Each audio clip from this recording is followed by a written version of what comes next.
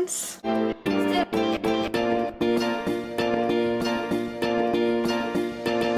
My name is Desiree, aka Mama Friendly, and I do all sorts of videos on my channel. Cooking videos, vlogs, hauls, Disney content, a little bit of everything. So if any of that sounds like fun to you, I hope that you will subscribe and join me on my YouTube adventure. Today's video is part of a 4th of July dishes collab hosted by Rob and Sumner. I'm going to have their channel linked down below, and I'm also going to have a link to that playlist so that once you finished watching my video, you can see what all my friends made for their 4th of July inspired appetizers, main dishes, and desserts. Now if you know me, you know that I'm probably going to make a dessert, and I'm definitely going to make something allergy friendly because I eat gluten and dairy free, and so that's also how I cook. Today I'm going to show you how to make s'mores brownies, and obviously they're going to be gluten and dairy free, but along the way I'm also going to be giving you some accommodations, as it were, that you can make to make these vegan if you want to. Before we begin, our usual disclaimer: this is a real life house with a real life family living in it. We've got crickets going in the background for our bearded dragons to eat, and they spend the whole day singing. We've got kiddo running around with his iPad. It's a cacophony of sound, but we're gonna try to do our best to just focus on what's in front of us, and that's the recipe. First things first, for our hardware, I just have an 8x8 glass pan here, and I've crumpled up some parchment paper and put it inside. So rather than greasing the pan, this is what we're going to use to make sure it doesn't stick. And I crumple it up because that way it has a better chance of actually staying in the shape that I want it to lay in. For our ingredients, we're going to need 2 eggs, or if you want a vegan version, you could do 2 flax eggs. Basically, that just means that you would take 2 tablespoons of ground flaxseed and you would mix it with 6 tablespoons of water and just let it sit for about 15-20 minutes so that it starts to gel up. That will give your recipe the same protein structure as eggs would without having to use animal products. I'm not vegan, so I'm going to be using 2 regular eggs. Next, we need 1/4 cup of coconut oil melted. So I'm going to measure it as it is in its current solid form, and I'm just going to put it in the microwave for 5-10 seconds until it's liquid. You need 1/2 cup of almond butter. I'm going to be using just regular peanut butter, but feel free to use whatever makes sense for you and your family. 1/2 cup of sugar, 1/2 cup of cocoa powder, 1 teaspoon of vanilla extract, 1/4 teaspoon of baking powder, a little pinch of salt. Whoa, I've got my sea salt back here, so just a bit of that. 1/4 cup of almond flour, and I always prefer to use the super fine one so that there's no grit to my recipe. 12 gluten-free graham crackers. I actually got these at Sprouts, but I've also seen them on Amazon. These are gluten, dairy, soy, and nut-free. The most allergy-friendly version of graham crackers I found anywhere anyways, so I'm going to have them linked down below in case you'd also like to get these for yourself. And lastly, we need 2 cups of marshmallows.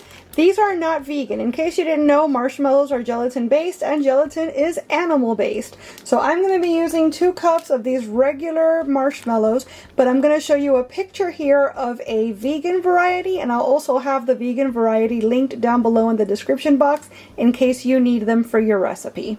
My oven is already preheated to 350 degrees Fahrenheit, so let's put together our software and get these brownies going.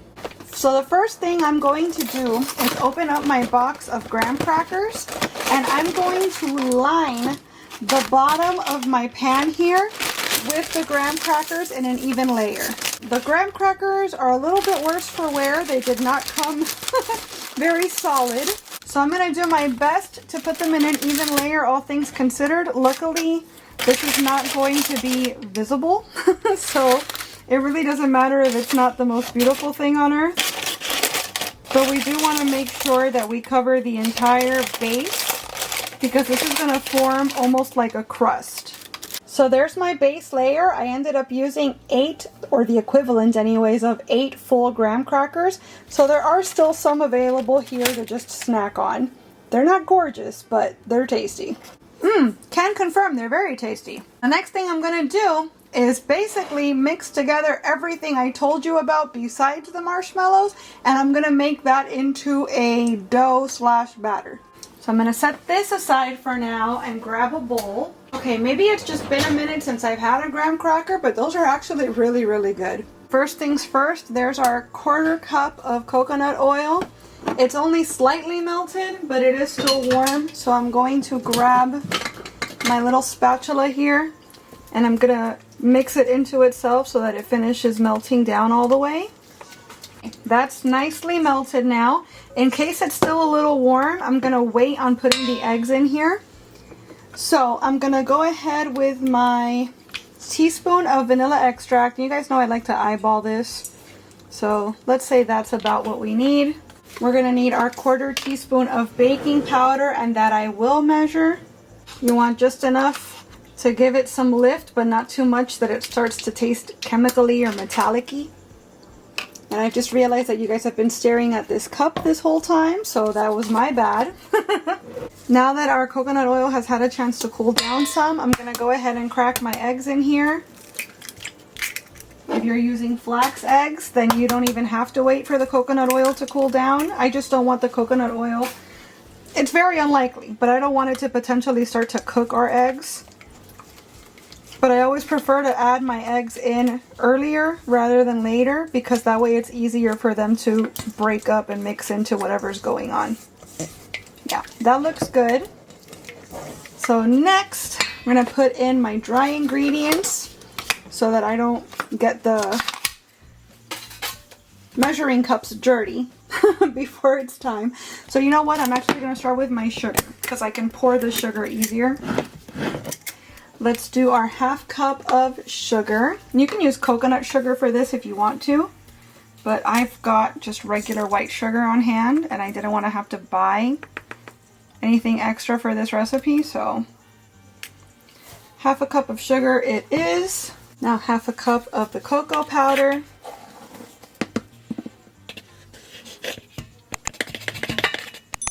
Right there.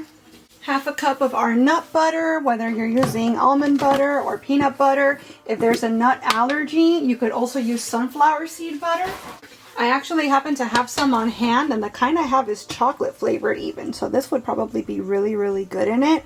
But since I already have the peanut butter open, I'm gonna go ahead and use that. Gonna have to spoon this out and put it into our measuring cup because I don't want to dunk this measuring cup full of sugar and chocolate into the peanut butter jar. That looks about right. I think I might need a less flimsy spatula to make this happen, actually, now that I'm looking at all this together. Okay, so we're gonna need our salt next. And lastly, we need our, how much was it? A 1/4 cup of almond flour. If I'd realized that it was just a 1/4 cup, I would have done that first before doing the coconut oil. But now that that measuring cup is full of coconut oil, I'm gonna use little green cup here. And now I'm bringing my heavy duty spatula to the party so we can mix this all together. Especially the nut butter is going to probably present a bit of a challenge. The recipe didn't say to do it, but it might even be a good idea to warm up your peanut butter or what have you in the microwave as well. And that way it'll be pourable, it'll be more easily mixable. Then again, it might have some bearing on the finished texture of your dough slash batter. So maybe that's not a great idea. You know what? If you want to experiment, by all means, let me know how it works out for you. Report back. As for me, I'm following the recipe exactly.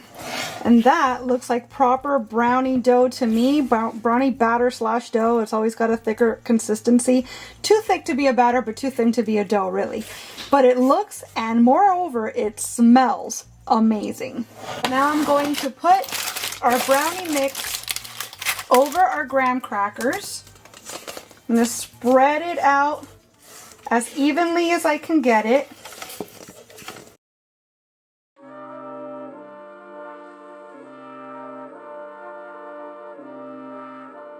Trying my best to get the parchment paper out of the way.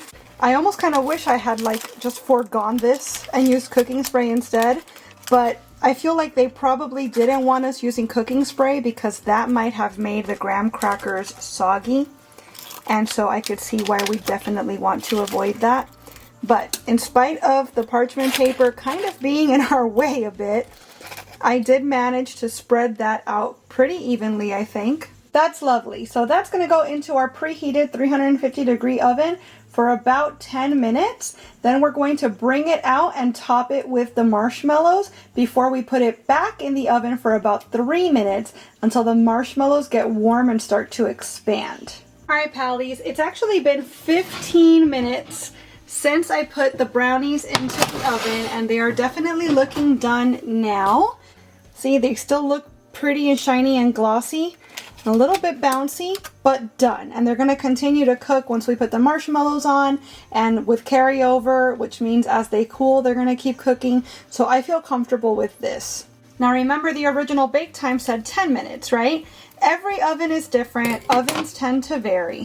So you might be done in 10 minutes. You might need 12 minutes. You might need even longer. My oven is, I think conservatively, I can say without exaggerating that it's about 20 years old. So it tends to take a little longer than typical.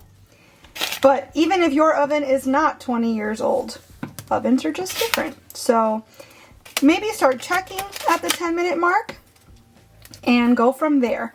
I've got these big old marshmallows, so I'm actually cutting them in half with my kitchen shears. And I'm putting the cut side down just for aesthetics, just to make it look more even and more pretty. And I'm using 12 marshmallows to start. If I need more, I'll pull more out of the bag. But I think this should be, maybe not. We'll see. We'll see if it's enough to cover the 8x8 pan here. But I'm just going to cover with all these little marshmallows. If you had mini marshmallows, then you can just kind of splatter them on, and I'm sure it would be just fine. Actually, this might be just the perfect amount.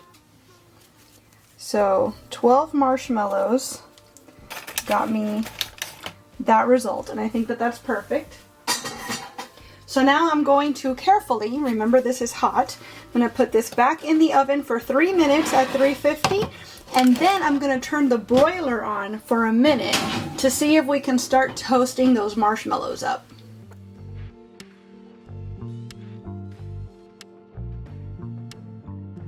Alrighty, it's been a minute and a half. The marshmallows look glorious, and the paper was starting to singe, so I think we got it out just in time.